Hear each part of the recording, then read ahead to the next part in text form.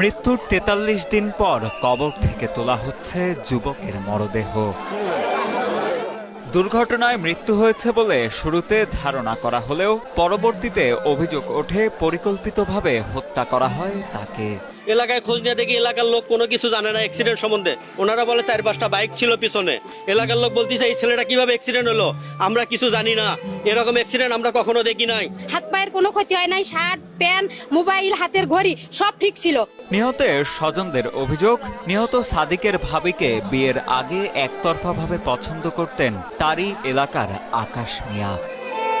১.৫ মাস আগে ভাইয়ের শ্বশুর বাড়িতে বেড়াতে গেলে প্রতিবেশী আকাশ কৌশলে ডেকে নিয়ে হত্যা করে সাদিককে।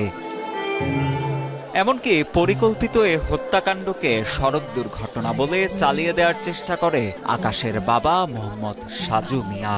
আমার ছেলের ঘড়ি ঠিক আছে, মোবাইল ঠিক আছে, তারপরে